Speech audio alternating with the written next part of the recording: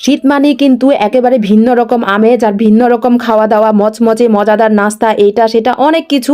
তো আমিও আজকে বানিয়ে ফেলেছি মজাদার কিছু। আসসালামু আলাইকুম, সবাই কেমন আছেন? আজকে আরও একটি নতুন ভিডিও নিয়ে আসলাম। আজকে আমি বানাবো চিংড়ি মাছের বড়া। এইটা হয়তো অনেকেরই পছন্দ, যারা কিন্তু চিংড়ি মাছ অ্যালার্জির জন্য খেতে পারে না তারাও কিন্তু এই বড়া খাওয়াটা কিন্তু কখনোই মিস করে না। সেম আমি কিন্তু চিংড়ি মাছের বড়া অনেক পছন্দ করি। আমি কিন্তু চিংড়ি মাছ কখনোই খাই না, কারণ আমার খুবই অ্যালার্জি। তার উপর আমার এমনিতেও চিংড়ি মাছ কেন জানি আমি খাই না, আমি নিজেও জানি না অবশ্য। তো আমি যাই হোক আজকে চিংড়ি মাছের বড়াটা বানাবো, এটা আমার খুবই পছন্দ। আর আমি অনেক আগে থেকেই চিংড়ি মাছের বড়াটা খুব পছন্দ করি। আর চিংড়ি মাছ না খেলেও বড়াটা আমার সবসময় অনেক ভালো লাগে। আর আমার মায়ের হাতের বড়াটা আমার সবচেয়ে বেশি ভালো লাগে। তো আজকে আমি আমার মায়ের হাতের না, আমি নিজেই বড়া বানাবো। তো এদিকে আমার কাজে সাহায্য করছে সবাই মিলেমিশে, এখানে সাহায্য করে আমাকে। আমার মা বোন সবাই আমাকে কাটাকাটি বাছাবাছি সব কিছুতেই আমাকে সাহায্য করে, বাট বাকি সব কাজ আমিই কিন্তু করি।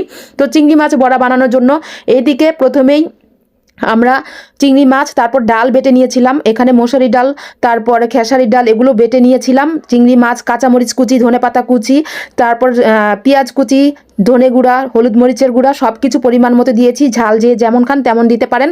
আমরা ঝাল একটু বেশি খাই, তাই কাঁচামরিচটা বেশি দিয়েছি। অবশ্য শীতের কাঁচামরিচ কিন্তু একটু ঝালটা কমই হয়।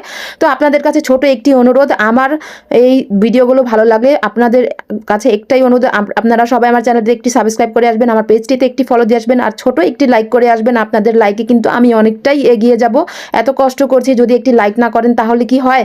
তো চিংড়ি মাছ ওইদিকে সব কিছু মাখিয়ে এইদিকে বসানো হবে, এখন চুলা ধরানো হচ্ছে। চিংড়ি মাছে কিন্তু বড়াতে এক্সট্রা কোনো মশলাই দেওয়া লাগে না, এমনিতেই অনেক মজা হয়, অনেক সুস্বাদু হয়।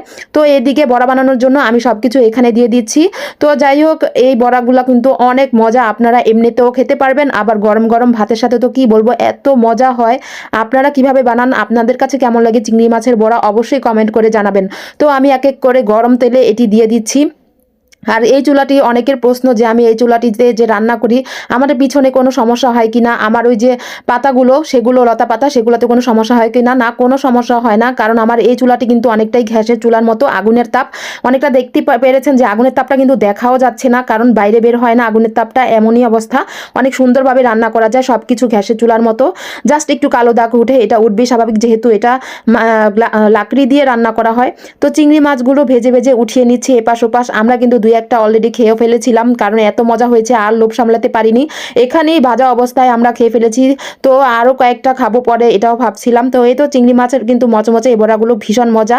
আমরা কিন্তু ঝালটা একটু বেশি খাই, তাই কাঁচামরিচটা একটু বেশি দিয়েছি। সবার কাছে কেমন লেগেছে আমার এই চিংড়ি মাছের বড়াগুলো অবশ্যই কমেন্ট করে জানাবেন। আমার এই সিম্পল রান্নাগুলো ভালো লাগলে সবাই অবশ্যই একটি সাবস্ক্রাইব করে আসবেন আমার চ্যানেলটিতে। সবার কাছে একটি অনুরোধ, সবাই ভালো থাকবেন। আল্লাহ হাফেজ।